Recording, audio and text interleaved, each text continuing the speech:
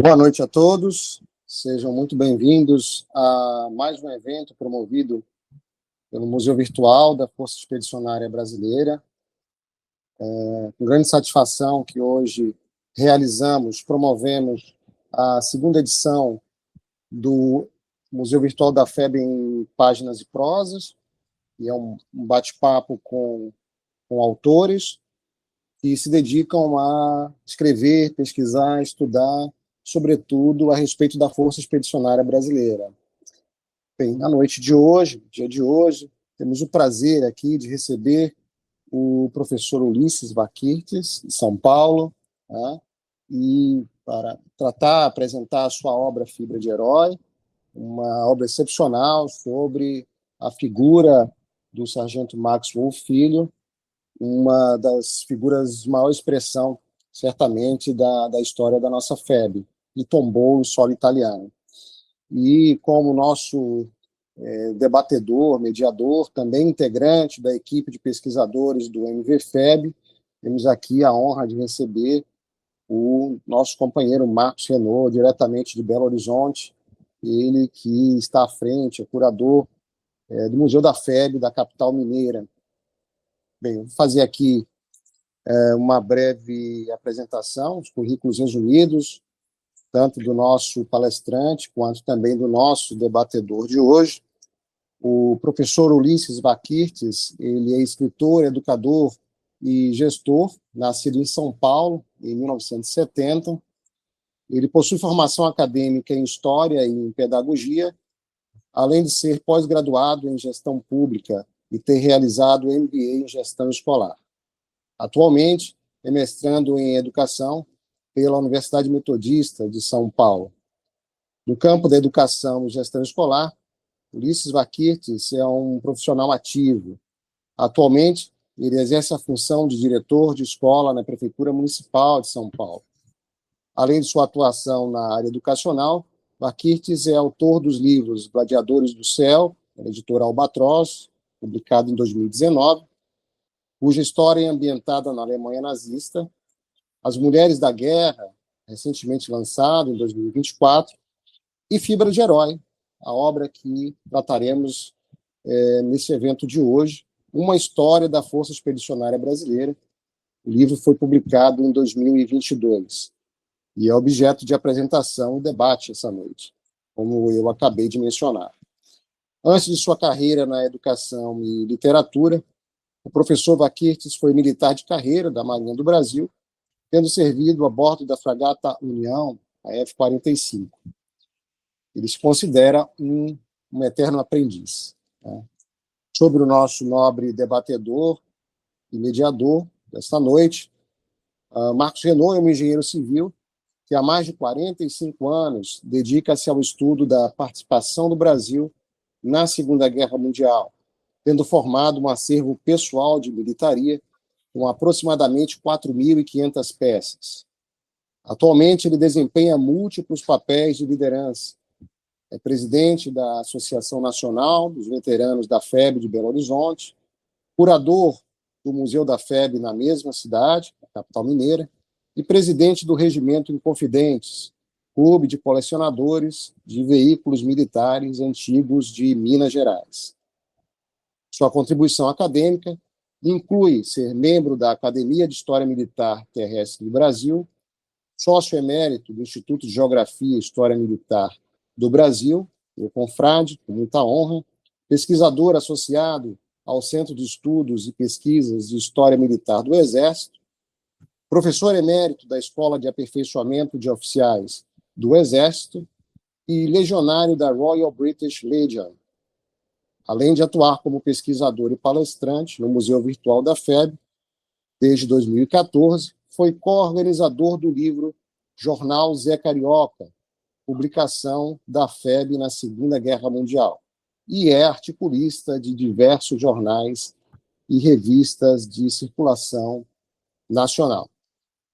Bom, eu passo agora, então, a palavra ao meu nobre colega, pesquisador Marcos Renaud, para dar início aí aos trabalhos e, em seguida, ele passar a palavra ao nosso palestrante de hoje. Muito obrigado, mais uma vez, a todos. Perdão, não me apresentei. sou Raul Barreto Neto, sou professor historiador, né, pesquisador do MVFEB, também sócio do Instituto Geográfico e Histórico da Bahia e do Instituto de Geografia e História Militar do Brasil. E, além de tudo, estou ocupando o cargo no setor educativo do nosso Museu Virtual da Força Expedicionária Brasileira. Por favor, Marcos Renaud. Muito obrigado a todos. Boa noite, Raul. Muito obrigado pela apresentação. Boa noite, Ulisses. E boa noite a todos que nos ouvem e que acompanham esse bate-papo com o autor. Eu quero dizer o seguinte, que para mim foi uma honra receber o convite para mediar essa conversa, porque o Ulisses, eu fiquei conhecendo ele alguns anos atrás, tenho a impressão, que se eu estiver errado, você me corrige, Ulisses, no encontro de veteranos da FEB na cidade de Montes Claros, aqui em Minas Gerais. Isso mesmo. Foi isso, não foi? Foi isso mesmo. Depois disso, nós nos encontramos, tivemos a felicidade de nos encontrar numa homenagem que ambos recebemos lá na ESA, em Três Corações, aqui também em Minas Gerais. E voltamos a nos encontrar esse ano, poucos meses atrás, no Encontro Nacional dos Veteranos da FEB, ocorrido no Rio de Janeiro. Foi um encontro realmente muito bom, muito proveitoso, e que nós tivemos a oportunidade de conviver mais, de conversarmos, trocarmos ideias e conhecimento. Então, para mim, é realmente uma coisa muito salutar, muito prazerosa estar fazendo essa intermediação aqui, essa apresentação de você, e mediar as conversas que, porventura, venham e que certamente virão a respeito do tema. Bom, eu quero dizer também que, se eu não me engano, na oportunidade que nós conhecemos lá em Montes Claros, você já tinha me dito que estaria para lançar um novo livro, que era o livro sobre as enfermeiras da FEB. Aliás, não é enfermeira da FEB, nós estamos falando de enfermeira da FEB aí, mas sobre as mulheres da guerra. Eu acho que, no decorrer da sua fala, você pode falar um pouco mais também sobre esse livro, e também sobre o outro que você escreveu, sobre o piloto aliado que foi salvo pelo alemão. Apesar de que o nosso tema central é realmente o livro Fibra de Heróis, que vamos falar sobre o sargento Max Wolff, um dos maiores heróis que nós tivemos durante a nossa passagem pelo Teatro de Operações da Itália. Bom, eu quero dizer que eu tinha lido o seu livro, tão logo eu recebi, em 2023, e reli agora, para a gente poder trocar essas ideias, ouvir de você o que você tem a acrescentar sobre os bastidores desse livro, né? E o livro tem uma leitura extremamente fácil, uma leitura aprazível e que desperta a vontade do leitor de continuar sabendo a respeito de. Né? Então, quero te parabenizar pela forma. Não sei, eu não entendo muito de literatura, mas se é um conto, uma novela, que, ora, você permeia entre a verdade rigorosa dos fatos, ora você tem uma licença poética para poder dar corpo e colorir mais a história que você contou com tanta propriedade. Tenho certeza que, para poder escrever esse livro, você teve com a dona Hilda, conversou com outras pessoas que cercam esse assunto e que realmente puderam te dar muita informação para que você pudesse redigir um livro tão bacana que agora você vai poder falar para os outros aí tudo que a gente precisa e quer ouvir do autor. Né? Agora, parafraseando o meu amigo e irmão lá do Rio Grande do Norte, o Augusto Maranhão, sem mais delongas, eu passo a palavra para você, e a palavra realmente está aberta para você quiser falar o que desejar e o que achar que deve para complementar a nossa informação, o nosso entendimento sobre o seu livro. Seja bem-vindo, Ulisses, a palavra está na sua mão. Ok. Obrigado, boa noite a todos, pela oportunidade aí de estar aqui falando um pouquinho da minha obra, desse trabalho maravilhoso que o Museu Virtual da FEB vem realizando na preservação da memória dos nossos expedicionários, e fico feliz pelo convite. Raul conversou comigo, Marcos conversou, a professora conversou comigo, eu fiquei bem contente, né, porque eu tenho como objetivo popularizar, né, essa questão da participação da FEB, né, na Segunda Guerra Mundial, e isso vem na perspectiva, minha formação é como historiador também, mas eu posso dizer que eu sou muito mais professor do que historiador. Eu me dedico à educação já faz mais de 26 anos, tanto ensino fundamental 2 quanto no ensino médio, e hoje diretor de escola, e eu sei o quão importante é se fazer entender por parte das pessoas que estão que leem um livro, né? Nem todos são capazes, no sentido de ter aquela profundidade de ler um texto muito técnico. Ah, porque a estratégia foi dessa forma, porque a quantidade, a logística, tal. Lógico, são livros importantíssimos de historiadores que estudam a história da FEB, vão atrás de documentação, né, e produzem livros maravilhosos, né, a respeito da campanha militar brasileira na Itália durante a Segunda Guerra Mundial. O meu objetivo foi da forma literária. Era como se eu estivesse dando aula. Eu estivesse dando uma aula, mas querendo envolver os meus alunos nesse assunto. Então, vai sair esse livro aqui, né? O Fibra de Herói, tá? Bem sugestivo, que tem por objetivo, como eu coloco, né? O livro Fibra de Herói é uma história da Força Expedicionária Brasileira. Não é a história da Força Expedicionária Brasileira.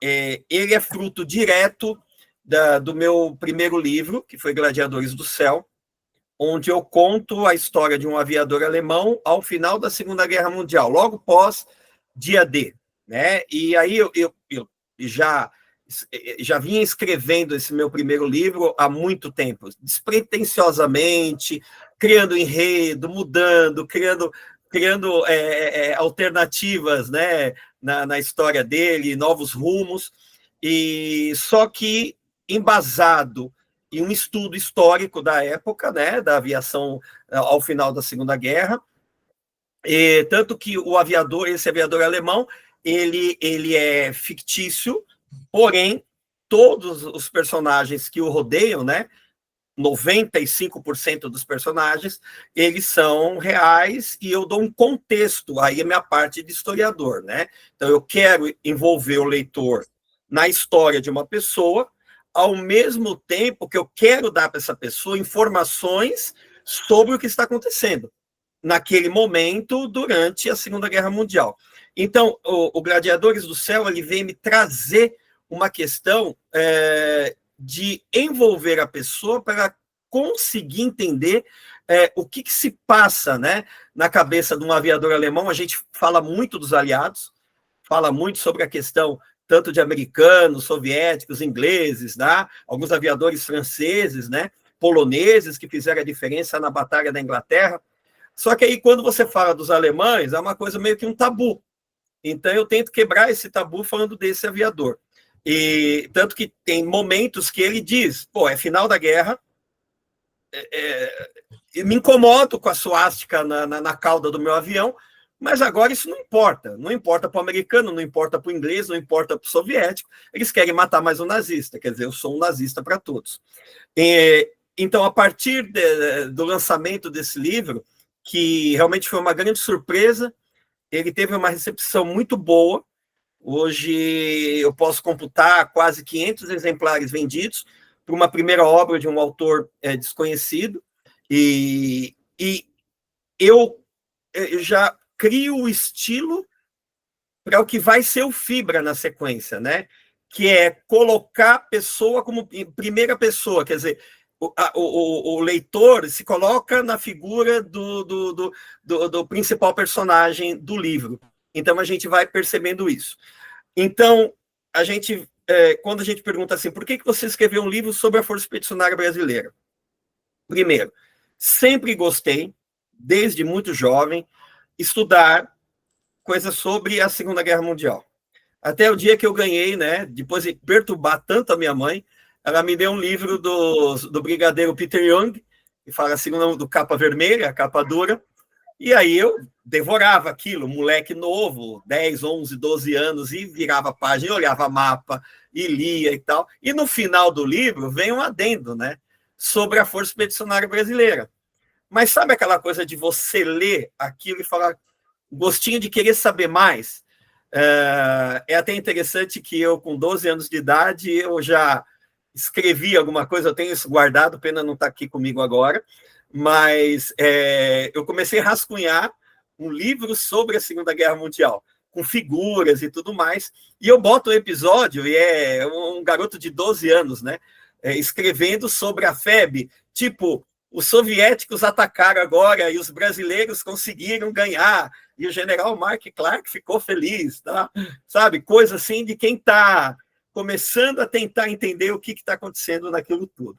Bom, o fato é que a formação em História me deu a expertise de saber, né, justamente entender a documentação histórica, entender a diferença de um documento histórico, de uma história oral, né, principalmente quando a gente fala de memórias de combatentes.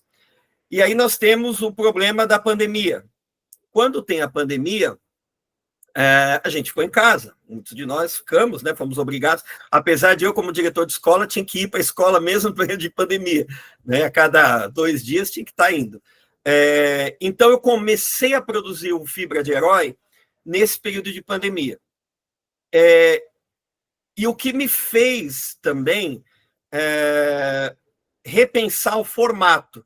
No primeiro momento, eu pensei em escrever uma coisa mais densa, mas eu falei, não é esse o objetivo. E eu sempre gostei muito da figura do Sargento Max Wolff. E como é interessante, quando a gente pesquisa a história do Sargento Max Wolff, a gente descobre tantas outras pessoas importantes que fizeram a história da Força Expedicionária Brasileira, que se fosse nos Estados Unidos, eu brinco com isso, brinco não, mas é sério, quantos filmes, se tivéssemos uma Hollywood brasileira, teriam produzido sobre diversos feitos dos expedicionários durante a Segunda Guerra Mundial. A gente tem que tomar cuidado com aquela síndrome de que o Brasil foi para a Segunda Guerra, mas ele fez a diferença. A questão não é essa, se ele fez a diferença. Ele fez a diferença no setor que lhe coube dentro dos objetivos militares dos aliados na campanha da Itália.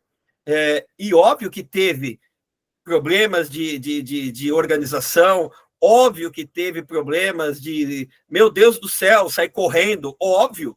Eles não eram veteranos, eles estavam começando agora a entender o que era a guerra. A gente sabe muito bem disso, com a campanha do norte da África, o quanto dos americanos se espantaram com a agressividade das tropas do Afrika Korps e de abandonar tanque e sair correndo, né? Tamanha, porque eles eram novatos. Quer dizer, eles vão pegando a condição de veterano, que é o quê? Passar por combate, se restabelecer e saber o que é o calor de um combate. E os brasileiros vão demonstrando isso no decorrer da campanha. Prova maior disso, que eu coloco na apresentação do Fibra, é que das 96 divisões aliadas que lutaram no teatro de operações da Europa, por volta de 30 se mantiveram em constante combate. E a FEB foi uma delas. O rodízio não existia. Existia rodízio de alguns soldados, que era dado uma licença aqui e ali, mas os regimentos eles atuaram constantemente. Você podia colocar um pouco na retaguarda, tá? Mas mesmo assim eles estavam atuando numa situação de combate na linha de frente. Então, eu optei em fazer assim, vou dar um panorama da Força Expedicionária Brasileira, eu quero que a pessoa leia e que a pessoa entenda a trajetória da Força Expedicionária Brasileira na campanha da Itália, mas eu gostaria de provocar o leitor na parte da apresentação. Na parte da apresentação, eu dou dados, eu coloco da situação até da diversidade grande presente na Força Expedicionária Brasileira, que é uma coisa que vai chamar atenção no teatro de operações, né, onde você tem tropas segregadas, como a divisão Búfalo norte-americana e as divisões coloniais inglesas, né? Então, você chega com uma tropa totalmente diversa, com negros, brancos, índios, japoneses, quer dizer, você chega com a diversidade presente no Brasil. A FEB é a representação do Brasil, o que causa uma grande comoção, vamos dizer assim, até por parte dos americanos, que não aceitavam muito bem a tropa brasileira. Bom, então eu penso, tenho que escrever essa apresentação para a pessoa se situar e até ter uma busca por maiores informações, até eu coloco essa vergonha nacional que foi abandonar os expedicionários brasileiros à própria sorte após o final da Segunda Guerra Mundial. Esse é um grande problema. Não foi por falta de legislação, porque há bem pouco tempo agora eu consegui, no leilão, um livro sobre legislação que existia sobre os expedicionários, e ele é bem grossinho, tá? De 45 até antes da Constituição de 88. Legislações nacionais, federais e estaduais, todas de amparo aos expedicionários. O grande problema eles não tinham, muitos deles não tinham acesso e conhecimento a esse tipo de legislação. A gente sabe que a grande maioria só quis esquecer do que passou. A gente é prova disso, de tantos netos e filhos expedicionários vivos até hoje e que participam dos encontros nacionais e que dizem claramente que muitos não falavam nada, absolutamente nada. Eles queriam simplesmente esquecer e dormir com seus demônios.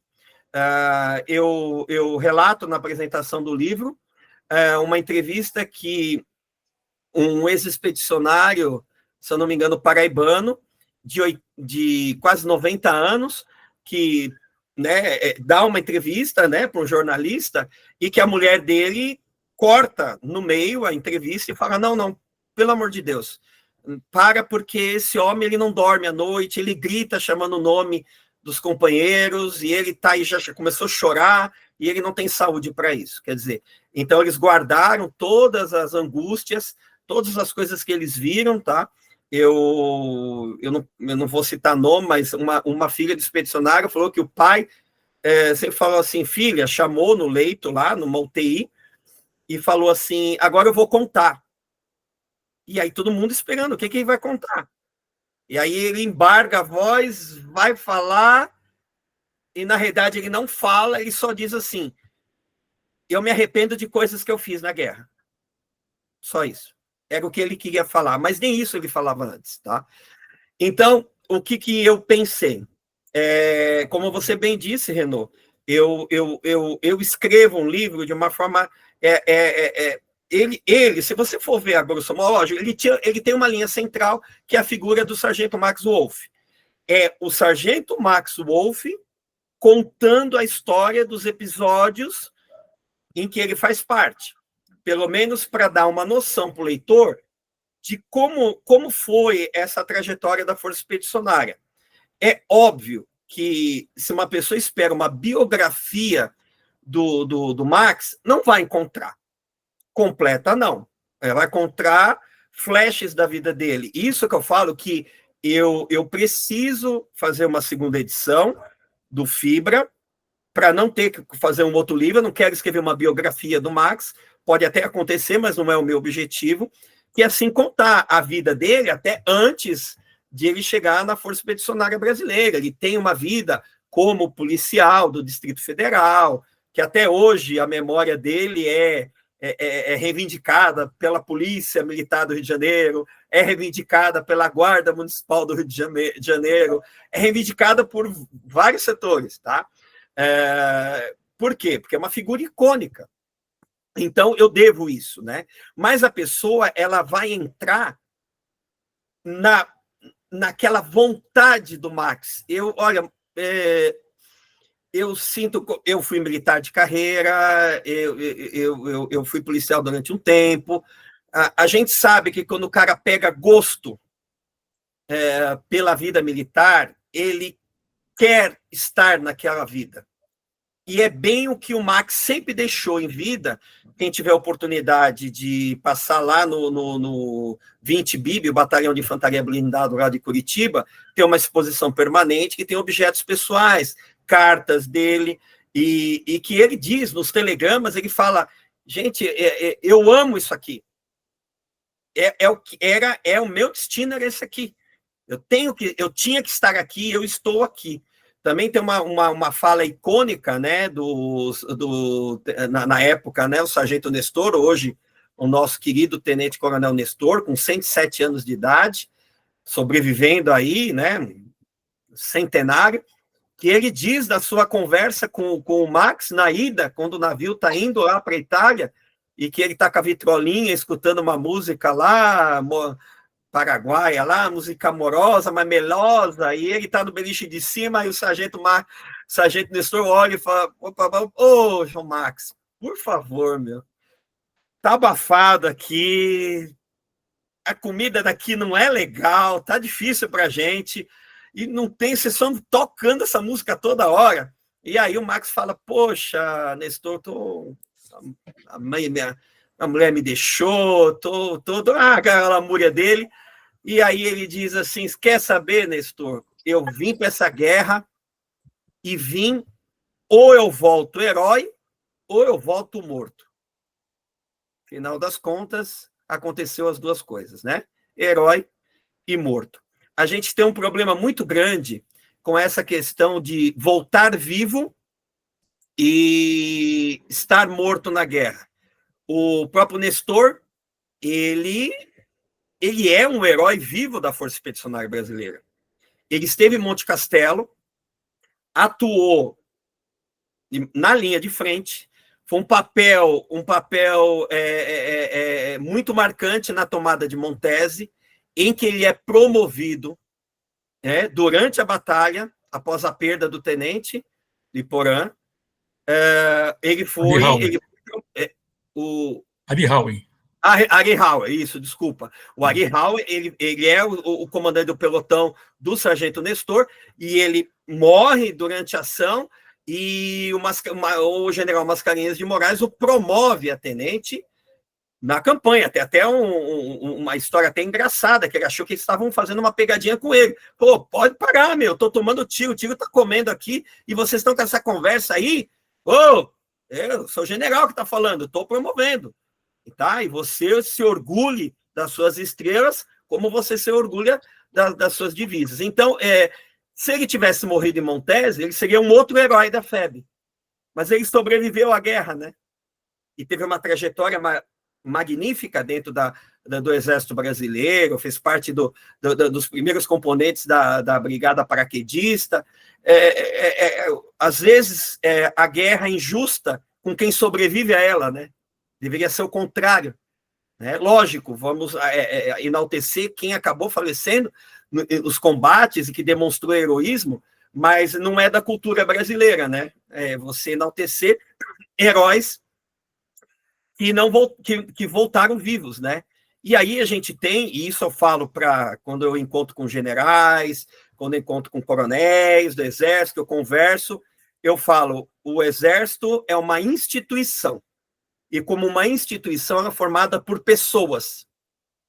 E as pessoas que formavam o Exército logo após a vinda da FEB não abraçaram a FEB. A gente sabe muito disso, eles ficaram no ostracismo até nos quartéis, em muitos casos, proibidos de comemorar as vitórias da FEB na Itália, por conta de ciúmes de que foram, porque a gente tem claramente a questão de muitos oficiais R2, né, CPORs, que foram lutar porque os oficiais de carreira não foram. Só que aí depois teve essa situação, né? Falou, voltaram com medalha americana e tudo mais, eu não fui. Né? Então, são questões que eu provavelmente no futuro, não agora, provavelmente vou escrever algo sobre esse retorno, dos expedicionários, porque tem muita coisa que a gente sabe, mas existem lacunas que a gente precisa mostrar de fato, né? Até que ponto esses jovens que retornaram aí da guerra, eles tiveram o amparo necessário. Bom, então eu pego o Fibra de Herói, eu dou um enredo para ele, eu coloco o Max como figura central e vou caminhando. Então, episódios como os brasileiros sofreram com minas terrestres. Aí, como bem o Renaud colocou, a licença poética. O Max passou por uma situação dessa? Provavelmente não. Mas eu vou dar vida a essa história, mostrar o que os brasileiros passavam, justamente por essa questão, que as patrulhas e as minas terrestres, elas foram extremamente letais para a Força Expedicionária Brasileira. A gente tem que esquecer, não pode esquecer que a gente ficou durante a Guerra Parada de dezembro, né, logo após a penúltima tentativa da tomada de Monte Castelo, até o final de fevereiro, parado. E aí as patrulhas tomaram a frente e foram realmente as que demonstraram o valor dos brasileiros. E a gente acha que não era só os brasileiros que iam em patrulha, os alemães também. E não foram poucos os confrontos que houveram na terra de ninguém entre patrulhas alemãs com as patrulhas brasileiras. E os alemães ainda mantendo seu ensinamento de fustigar o inimigo sempre que pudesse ter a oportunidade. Tanto que não é à toa que a Porreta Terme, que é o QG da Força Expedicionária Brasileira, que ficava, salvo engano, a menos de 15 quilômetros, entre 15 e 20 quilômetros da linha de frente, que isso parte para uma artilharia ali do lado, e sofrendo bombardeios constantes, né, dos alemães, num QG central, tanto que, se não me engano, o Grittenberg, quando o comandante do 4º Corpo, quando ele chega lá, ele pô, caramba, Mascarenhas, retrocede um pouco, porque os alemães estão massacrando vocês aqui. Aí ele falou, não, o 5º Exército tem um monte de corpos de exército, várias divisões, e ela, se retroceder uma ou outra, passa batido. Mas se a divisão brasileira, a Força Expedicionária Brasileira, retroceder no seu comando, vai ficar muito visível, a gente vai ficar aqui, o quanto for possível. Tá? Então, isso demonstra a fibra que o brasileiro vai ter. Por que eu dei o nome do livro de Fibra de Herói? Não é que é fibra de herói, não estou enaltecendo que o Max é o herói e tem fibra de... eu estou falando que o soldado brasileiro vai ter a fibra de herói.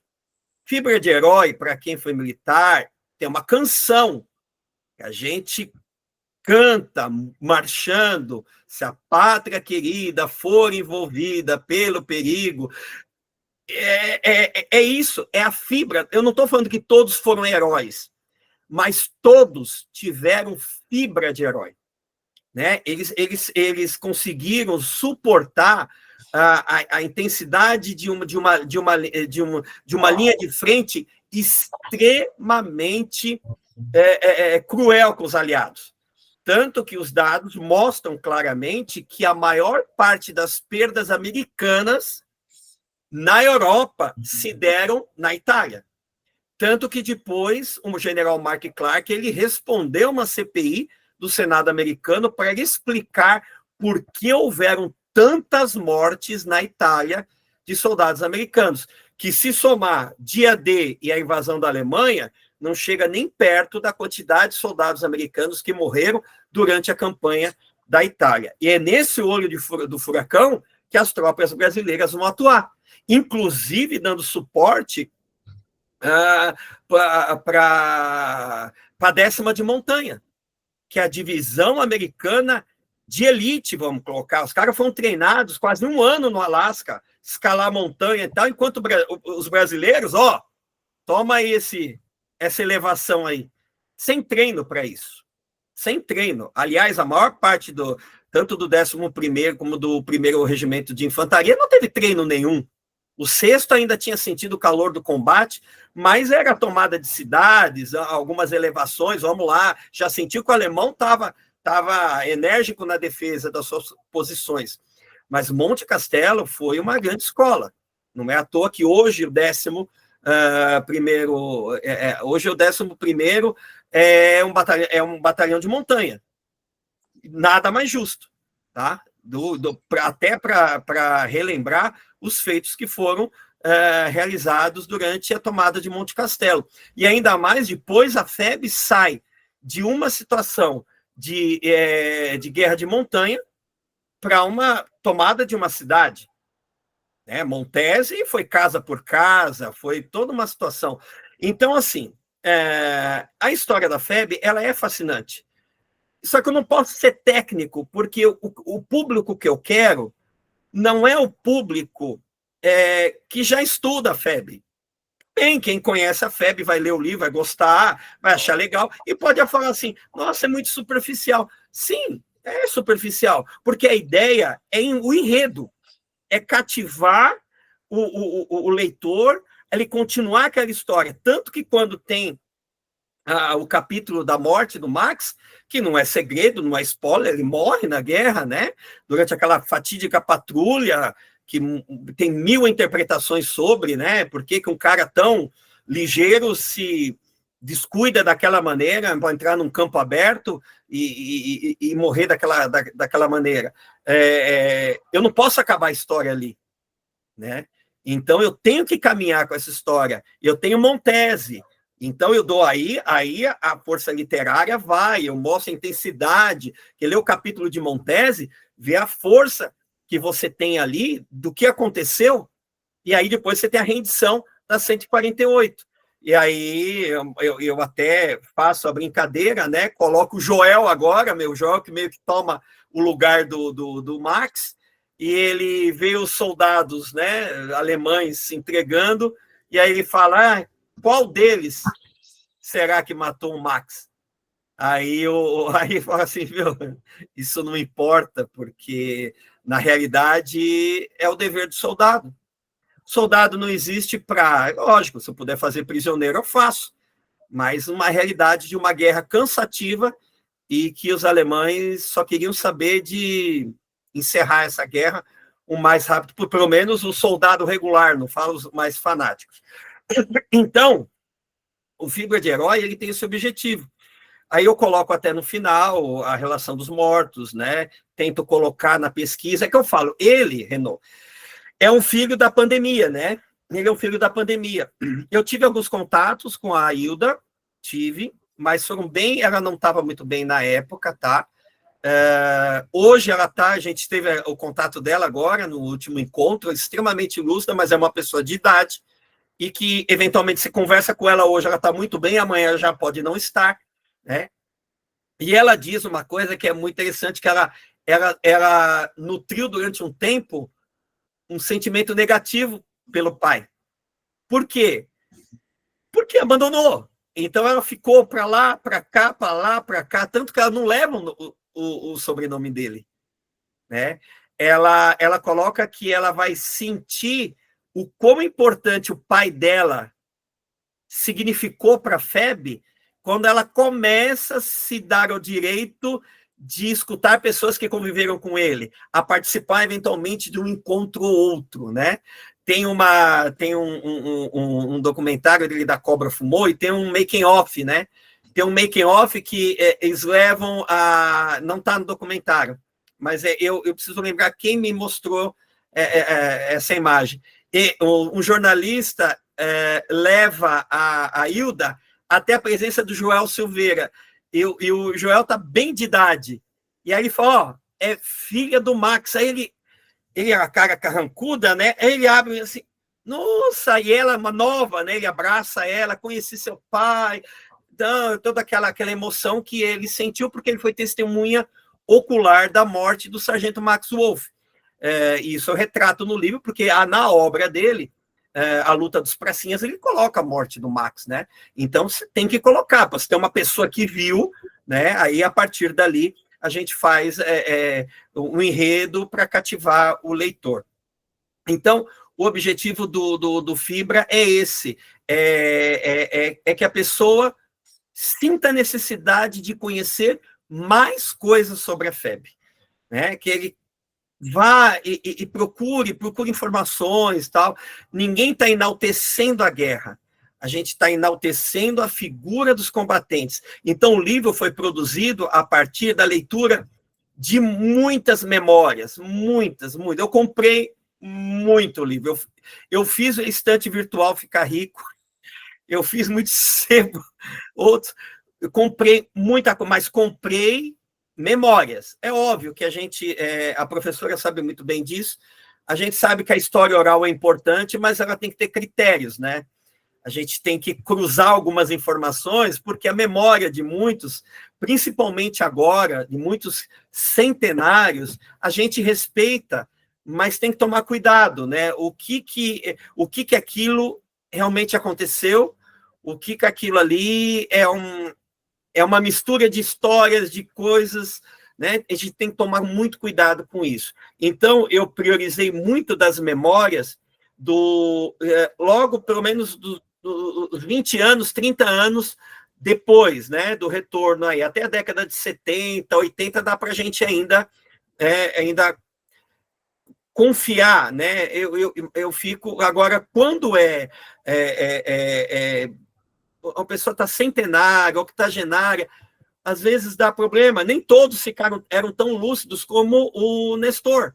Até há pouco tempo atrás, no aniversário de 105 anos dele, ele estava lúcido ainda, bem lúcido, mas mesmo assim ele falava que alguma coisa já se perdia na mente dele. Mas, graças a Deus, o Marcelo Hoffmann já propiciou com o Alexandre Garcia uma entrevista muito, muito interessante, que eu recomendo a todos, está disponível no canal do Marcelo Hoffmann no YouTube, em que o Alexandre Garcia entrevista o Coronel Nestor, que até o Coronel Nestor ele fala desse episódio aí que houve no tramvio de transporte, desse diálogo dele com o Sargento Max Wolff. Então, esse é o objetivo. O Fibra, eu quis colocar mais imagens do que poderia, né? A gente sabe que a questão dos direitos autorais, mesmo sendo fotografias da Segunda Guerra, ainda tem alguns que detêm direitos, tal. Mas eu fiquei muito feliz quando teve um filho de expedicionário que ele comprou o livro e ele ficou extremamente feliz e chorando. Ele me mandou mensagem quando ele viu essa foto aqui.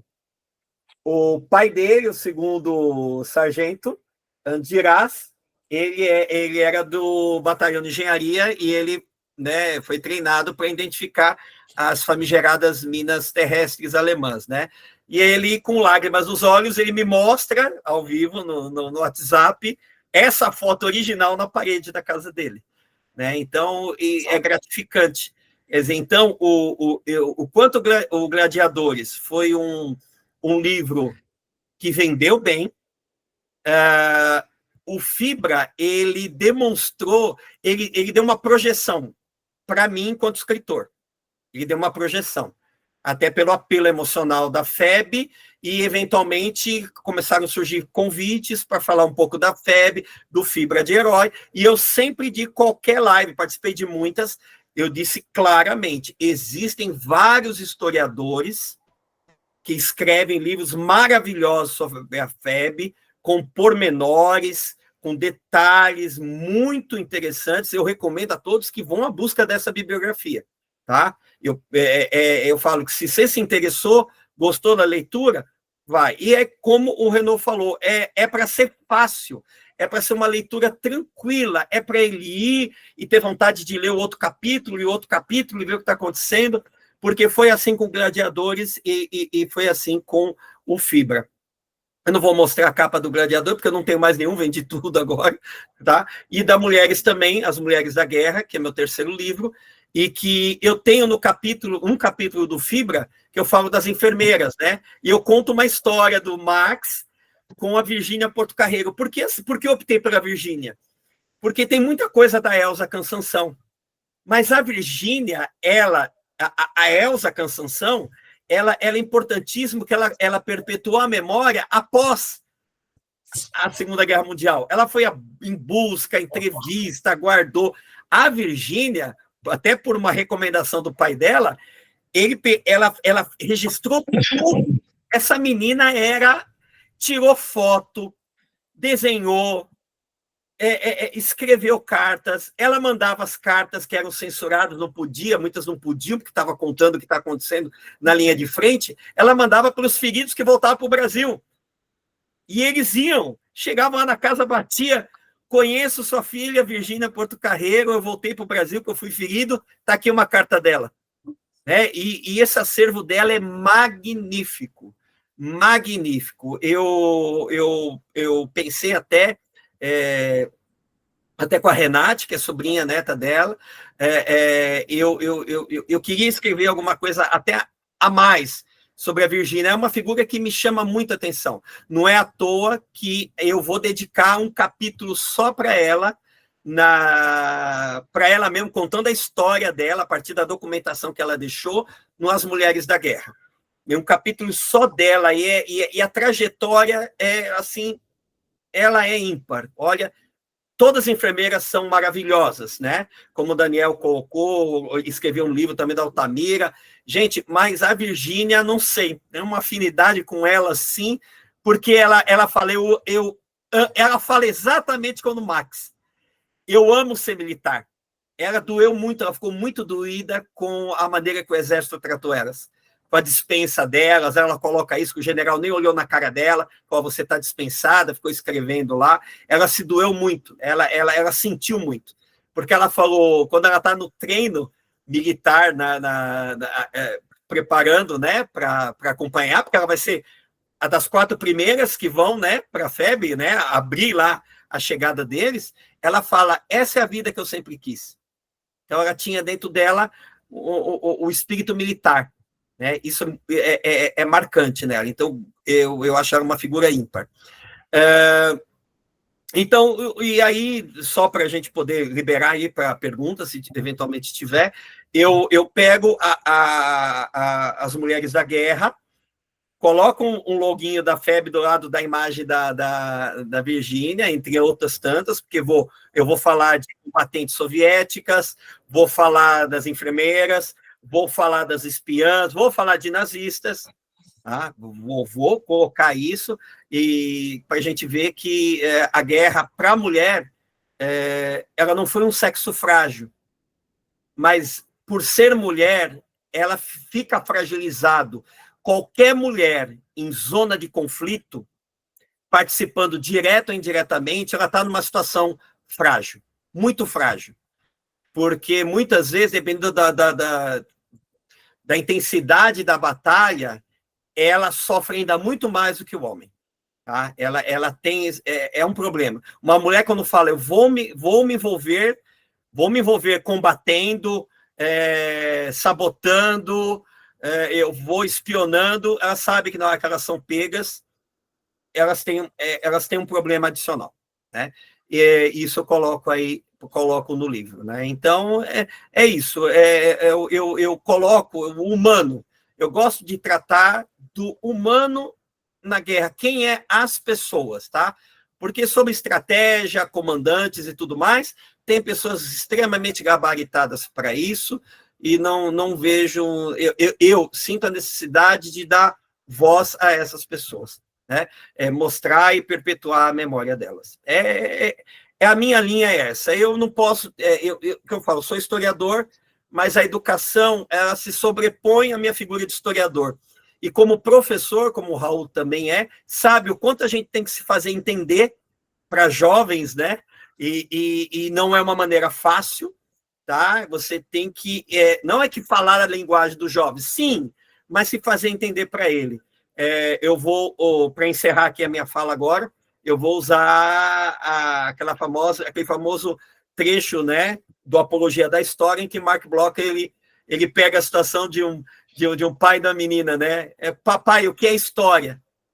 Aí é que vem a questão. Se você não consegue explicar para uma criança aquilo que você quer transmitir, historicamente falando, você só consegue conversar com os doutos, mas você consegue explicar a história para uma criança, você atingiu o objetivo. Então, você fala para os doutos, para nós que estamos nessa área, óbvio que a gente aqui ia abrir um debate entre nós, a gente vai debater, vai aprofundar o assunto, mas eu quero falar para o leigo, Meu objetivo é escrever para o leigo. Eu não quero que o meu material seja referência de estudo. Eu quero que ele seja um provocativo para que a pessoa busque os autores que aprofundam mesmo nessa seara aí da FEB. É isso. Bom, Ulisses, primeiro eu quero te dar o parabéns pela sua fluência, pela sua capacidade de expor. Você, como o Raul, como a Silmara, professores que são, me dão muita inveja, inclusive, dessa didática, que eu não tenho. Né?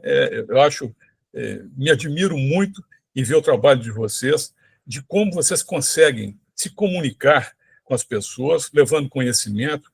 Isso é muito importante e, realmente, eu admiro muito. Agora, eu queria fazer alguns comentários só sobre a sua fala.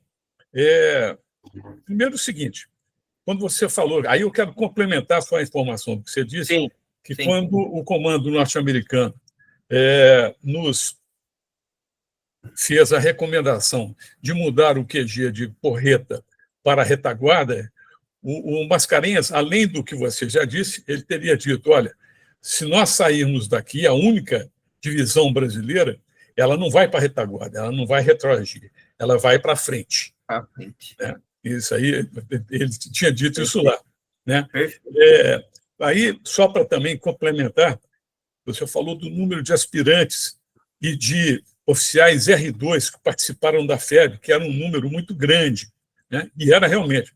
Entre os tenentes e aspirantes, 36% deles eram oficiais da reserva R2. Né? Esses nossos pracinhas, quando voltaram para cá, você também disse muito bem, ficaram desamparados. Nós tivemos muitos casos de alcoolismo, de suicídio, de gente que ficou realmente em situação de miséria, e aí foi que foi dada a devida importância para as associações, que promoveram um grande esforço no sentido de amparar os seus amigos, os seus colegas de farda, seus irmãos de armas. Né? Então, as associações de todo o Brasil desempenharam um papel muito importante nisso aí, para tentar amenizar o sofrimento desses homens. Como você disse também, nós conhecemos aqui, e quem se interessa um pouco por essa história e teve a honra e a oportunidade de conviver com os nossos veteranos, muitos deles conviveram com a doença que eles contraíram lá, que era realmente a neurose de guerra. Né? Outros que não eram tão neuróticos, mas não no sentido pejorativo, mas no sentido da doença, né? Mas que conviveram com memórias terríveis. Né? Tinha um pracinha aqui de Belo Horizonte que ele falava, por exemplo, que ele teve que matar um alemão, e quando ele eliminou o inimigo, a inteligência recomenda que o corpo do camarada seja examinado para que se identifique qual é que é a força opositora, para eles poderem ter a noção com quem eles estão combatendo. E quando ele fez isso, ele abriu a carteira do alemão e tinha lá o pai, a mãe e 5 filhos. Ele falou, poxa, aquela escadinha, eu acabei com a vida de uma pessoa que eu nunca vi, não sei quem era, pararam para matar. Agora, para carregar isso para o resto da vida, ninguém me preparou. Né? Ele falava isso. Mas, Renaud, só cortando você um segundo, tem um documentário na Netflix, chama Se Faça Luz. Ela é um documentário que ficou proibido nos Estados Unidos durante um bom tempo, em preto e branco, que ele filmou, aquele diretor do Five Cams lá, que ele tem vários documentários lá da Segunda Guerra, que ele filmou num hospital militar americano logo nos últimos dias da Segunda Guerra, e que ele acompanha as neuroses de guerra. É impactante. Como é que chama? Porque você vê o estado mental que os caras ficaram. Como é que chama o documentário? E haja luz. Se faça luz, se faça luz. É Netflix, facinho você vai achar. Tá. São 5 documentários, e desses 5 documentários tem esse que mostra o tratamento, né? Aí, psiquiatras lá, militares americanos, explicando essa questão, e eu me pasmo, porque depois o governo americano meio dá uma parada nisso, né? E volta com força quando tem a Guerra do Vietnã, né? Na Guerra do Vietnã, aí o impacto é bem grande. Aliás, a sociedade americana convive com os sequelados de guerra, e não é físico, o pior são os psicológicos. Eles não conseguem digerir aquilo que você falou, matar uma pessoa, na hora, tudo bem, uma injusta agressão, o cara atirou em você, você mata, mas esse contato intimista de você ir lá no corpo e vasculhar, e encontrar essas coisas pessoais, nem todo mundo está preparado para isso.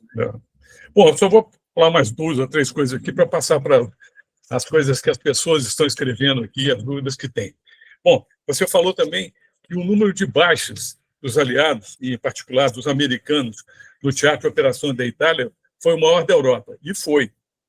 Para a gente ter uma ideia da invasão da Sicília até a tomada de Roma, a libertação de Roma, morreram 120 mil aliados. 120 mil aliados, é muita gente, né? Aí, eu queria só satisfazer uma curiosidade. Quando você fala no livro que a tenente Virgínia, ela fez aquela caixa onde colocava os cigarros, porque é um cigarro para o alemão, aquilo é verdade? Olha, eu vi num relato que ela fez isso, mas eu não achei maiores confirmações. Porque ela falava assim... Só explica para o pessoal o contexto disso aí, para eles poderem entender. Tem um capítulo, né, que o Max vai ter o contato com a Virgínia, e aí vem a ordem do comando que não é para brasileiro nenhum ofertar cigarro para os alemães. E quem for pego ofertando cigarro para qualquer alemão prisioneiro vai ter sua cota suspensa. Ulisses e Marcos, olha só. Margarida. Boa noite, Margarida. Tudo bem? Bom te ver aí. Está aqui em casa, então nós estamos ouvindo juntos. E aí, sobre essa... prazer. Mas sobre essa caixa, eu tenho certeza, porque a Virgínia relatou para mim, e realmente essa caixa existiu. Ela colocava a caixa porque ela não recebeu a ordem de não dar chocolate para os alemães. Tanto que tem uma passagem muito interessante da Virgínia, porque um alemão pediu para ela, queria cachimbo, fumar cachimbo, e ela foi comprar o cachimbo, encontrou um coronel, um general, um coronel, né? Depois general no Brasil, ele veio para o Brasil, com um coronel lá nesse lugar onde se compravam as coisas, e ela estava comprando cachimbo. E o coronel perguntou, mas a senhora fuma? Ela disse, fumo, e ela levou, né, o cachimbo para o alemão, e depois esse coronel, já general, veio para o Brasil e disse, a capitã Virgínia fuma. Ela continuou aqui, mesmo no Brasil, confirmando isso. Então, essa caixa realmente existiu, e essa caixa foi relatada por ela para mim. Então, na minha dissertação tem e tal, eu cito isso aí. Tá? Foi então, só um alô. Não, confirmação. Margarida, aqui eu tenho um capítulo que eu falo sobre isso, né? Que eu lembro que tem tanta coisa que eu li, né? Eu lembro, né, dessa história da caixa, e eu quis dar vida a esse episódio, né? Porque eu coloco uma situação ali em que uma patrulha volta, um italiano, né? Tem um partisano ali que ele está ali junto ali do hospital de campanha, e ele vê um soldado alemão e ele quer agredir, e aí a Virgínia meio que toma a frente, fala, não tem que... Não, parou, o inimigo acabou. Aí tira o cara de lá, e aí é o Max, né, tendo essa impressão dela, falando assim, que mulher é essa, né, que ela é... Tipo, eu dou até uma licença poética, chega até quase que ser uma admiração amorosa, porque ele fica tão assim... vidrado na Virgínia pelo jeito dela, e ele fala que mulher, né, e tal. Quer dizer, é a história para dar um enredo, né, Margarida? Mas eu coloquei isso daí para ficar bem claro, até a situação da benevolência que ela tinha quando ela falava do prisioneiro, né? Ele está ferido, já está... Porque ela falava, eu sou mãe, eu sou noiva, eu sou mulher, eu sou filha, eu sou namorada, né? Nessa hora aqui que o cara está sofrendo, eu sou tudo. Né? Então, isso me marcou bem, e eu quis deixar isso registrado no livro. A caixa teve sim, tá? Verdade, verdadeira. Muito obrigado. Tô de bola. Ulisses, obrigada. Só mais uma coisa, eu vou passar a ler as mensagens das pessoas aqui.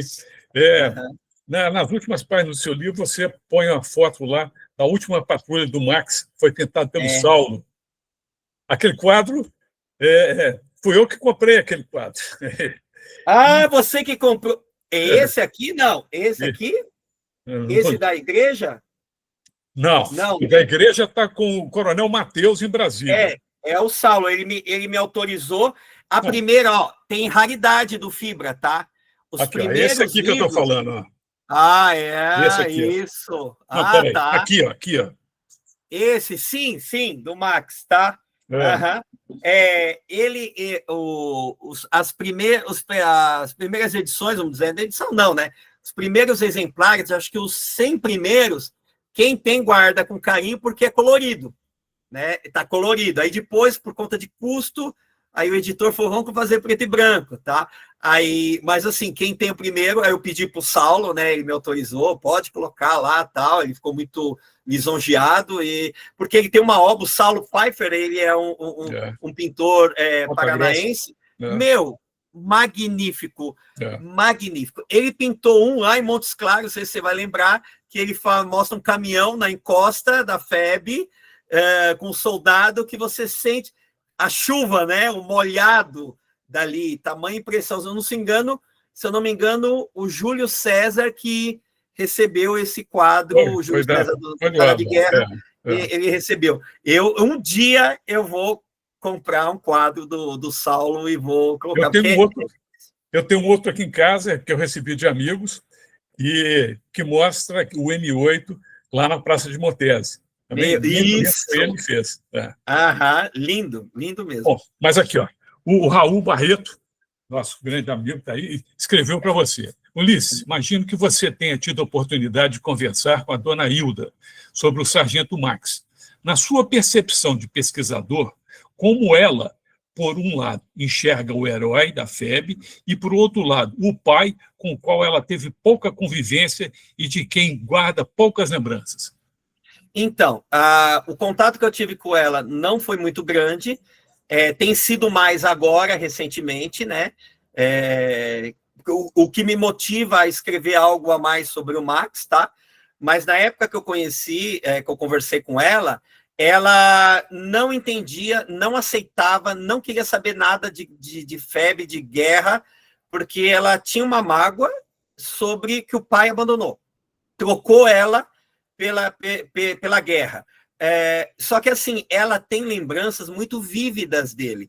Ela tinha por volta de 8, 9 anos, então a memória, se fosse mais nova, não teria, mas ela tem uma memória, uma lembrança muito forte do pai, carinhoso, que brincava com ela. Ele era o paizão dela mesmo, era um pai mesmo, sabe? Aquela coisa do moleque de ficar com ela e assim, era ele, ela era. Isso que causou um impacto muito forte.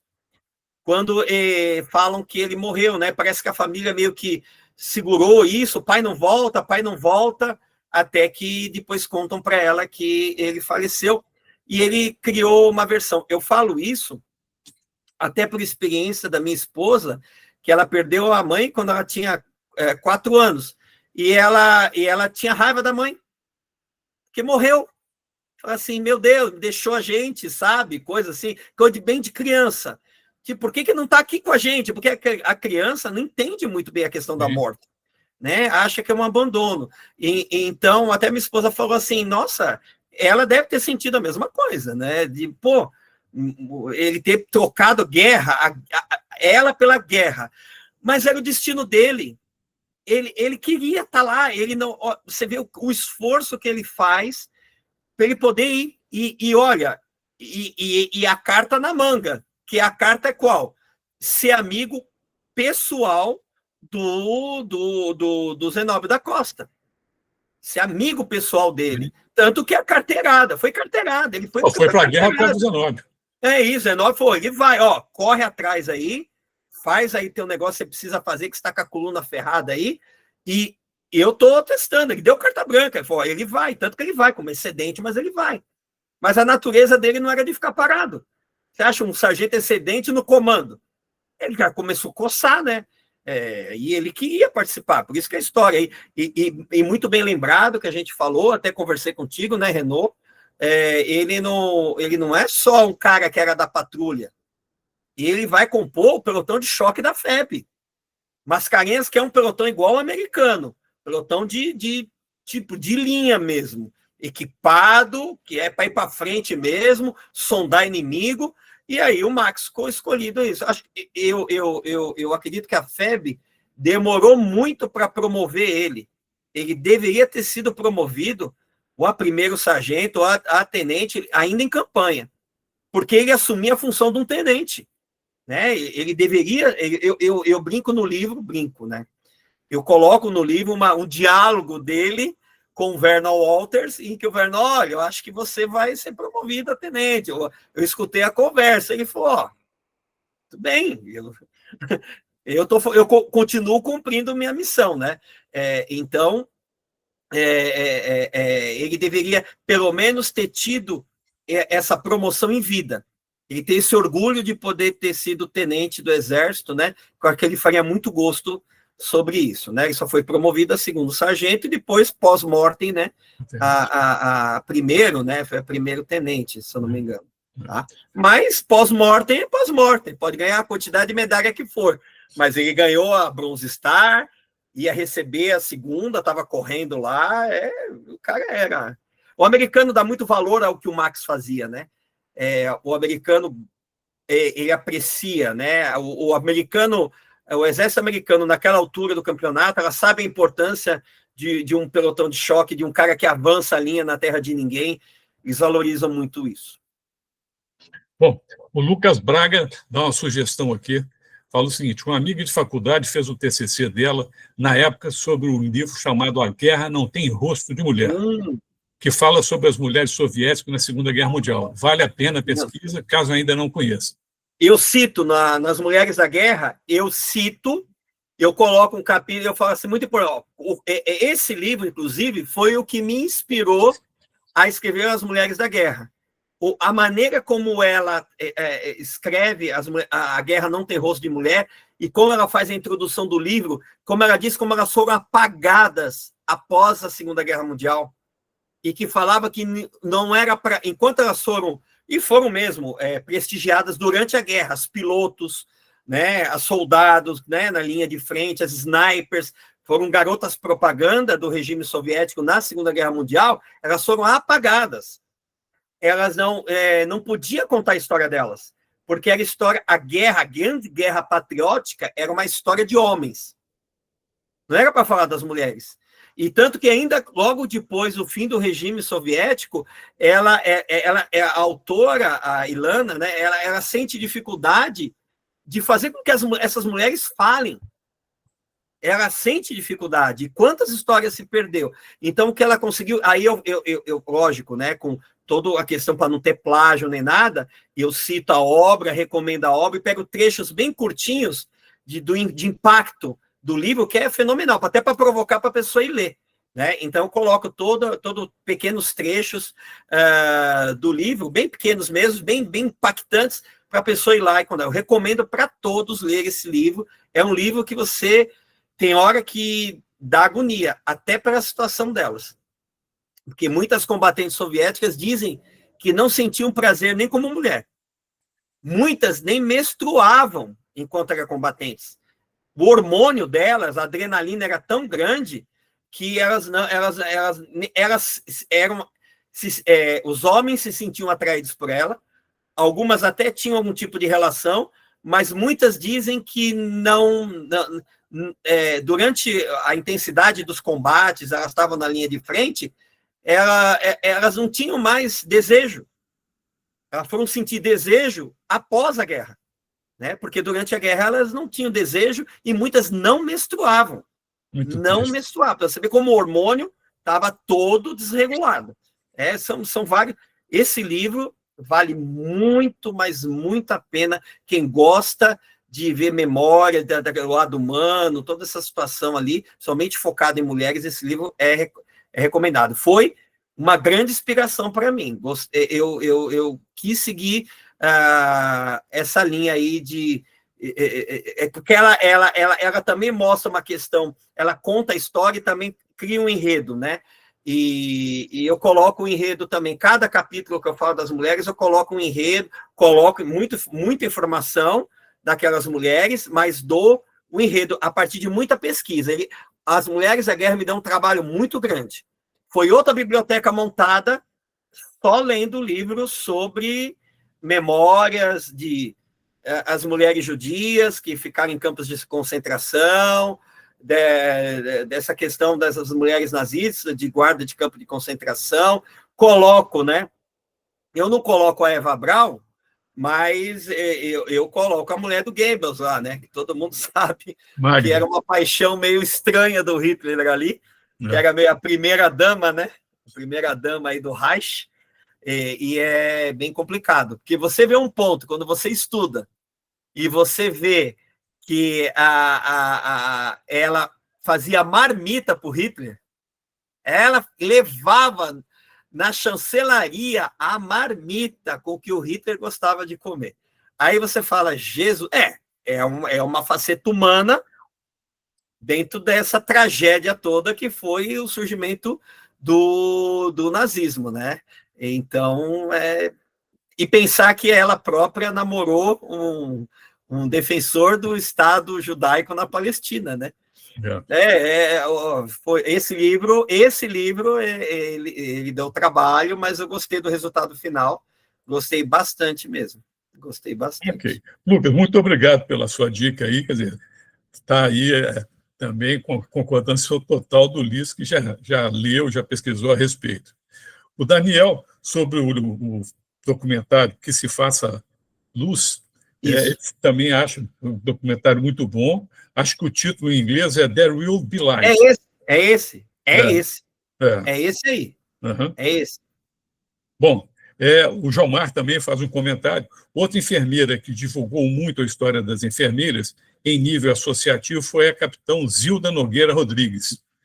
Todas elas, cada uma com sua particularidade, escreveram, divulgaram, e mantiveram, enquanto puseram a memória do que elas fizeram, do que elas viram lá na Itália, né? O João ainda fala, Ulisses, na verdade, a hérnia que o Marx possuía era uma hérnia inguinal, e não hérnia discal, na coluna. Por isso, recuperou-se rapidamente e permitiu que fosse incluído nas fileiras da FEB, com incentivo. Você sabe que... não, aí eu concordo com o João Mar, porque você sabe que quando você pesquisa o Marx, não fica muito claro que hérnia é essa que ele tem. Entendeu? Não, mas ele tem razão, eu vou dizer uma coisa muito complicada. O Marx, apesar de ser um grande ícone, né, da FEB, até hoje pelo Exército, é difícil você ter uma biografia dele que elenque a vida dele mesmo para valer, sabe? Uma pesquisa mais aprofundada, porque é tudo muito superficial, né? Ele caberia uma obra focada nele mesmo, porque ele tem uma vida pregressa muito interessante, né? A experiência dele, desde que ele sentou praça em Curitiba, até quando ele vai no 3º Regimento de Infantaria, né? E ele participa de ações, não mais como militar do Exército, mas como policial do Distrito Federal, tanto na intentona comunista, tanto na Guerra de 32. Na Guerra de 32, ele está no Exército, né? Tanto que ele é promovido por bravura a 3º sargento, e o Zenóbio é promovido de capitão a major, né? Por bravura, né? Então a gente já vê, que é tanto que o Marx brincava, né? Que a primeira medalha dele era o tiro que ele tomou de fuzil, né? Tomou durante as batalhas ali na região de Itapeva. Estou embaralhando as ideias aqui. Mas no Vale do Paraíba, que ele teve um confronto, ele foi ferido, né? Falava que era a primeira medalha dele.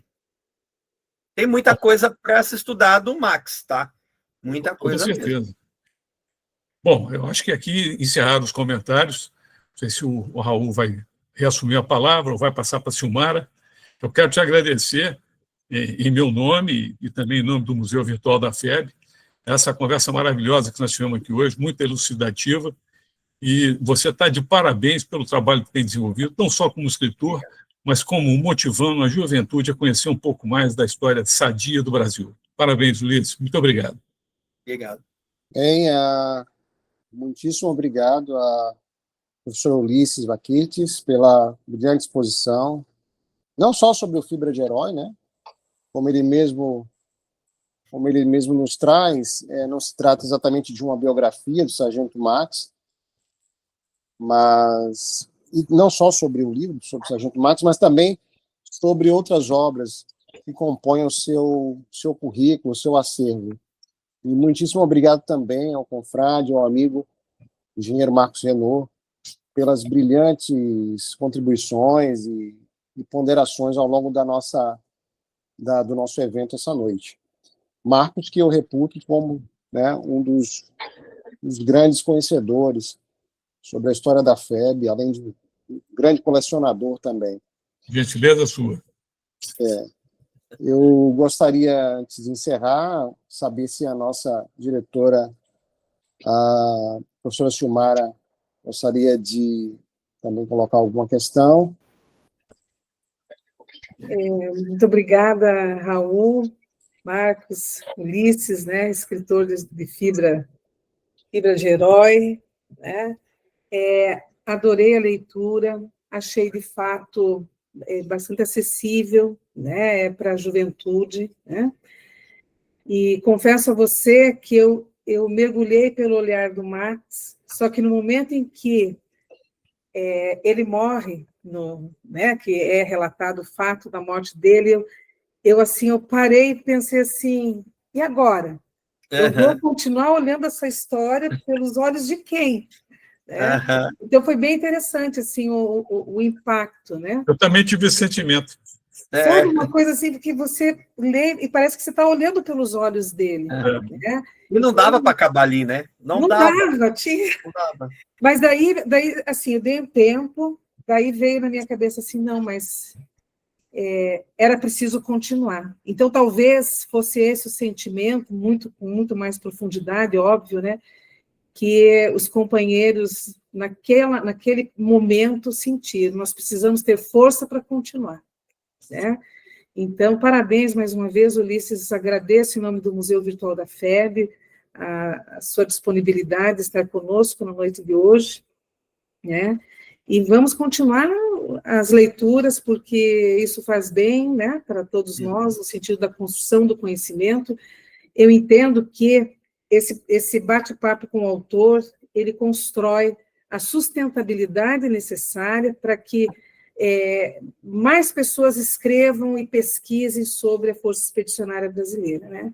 E esse o nosso objetivo, difundir mesmo esta história, esta memória, sensibilizar as pessoas para este olhar da preservação da nossa história. Né? Então, agradeço mais uma vez a presença de todos os senhores e senhoras na noite de hoje. Muito obrigado. Bem, eu sou um dos caçulas do nosso grupo, né? Foi a partir de um convite que me foi feito. Aliás, o Marcos que fez a intermediação para que eu chegasse a Silmara e ela chegasse a mim. Mas como um dos caçulas do grupo, hoje eu posso dizer que nesses meses, sei lá, esses 2 anos, praticamente, 1 ano e meio, 2 anos, em que estou integrado à equipe do Museu Virtual da FEB, junto com o professor Daniel Matarroque, que está aqui presente também. Estamos juntos aí à frente do setor educativo, uma enorme responsabilidade que temos em mãos, mas o que eu posso afirmar aos senhores e senhoras é que, nesses últimos meses, eu percebo um amadurecimento, um avanço muito grande por parte do nosso museu, no que diz respeito, sobretudo, à quantidade e à qualidade dos eventos que nós temos conseguido promover aqui a vocês. Acredito que esse seja o nosso último encontro, né, do ano. Aproveito aqui o ensejo para desejar boas festas a todos, né, em que em 2026 possamos estar juntos novamente, né, e cada vez mais fomentando não só a história, mas também a memória dos nossos veteranos da Força Expedicionária, que é o que mais importa. Afinal de contas, é por eles, apesar de eu não ser um descendente de um veterano da FEB, meu avô foi da Marinha de Guerra, mas estamos todos juntos nessa missão muito prazerosa, apesar de trabalhosa também, mas muito prazerosa, e tudo que nós fazemos aqui é em função deles, que nós nunca percamos isso de vista. Aproveito aqui o ensejo para agradecer também a presença de todos, a professora Margarida Bernardes, que está aqui, né, nos honrando com sua presença, que tive o privilégio de conhecer pessoalmente no Rio de Janeiro, agora em outubro, e estamos juntos, né? Boa noite a todos, né?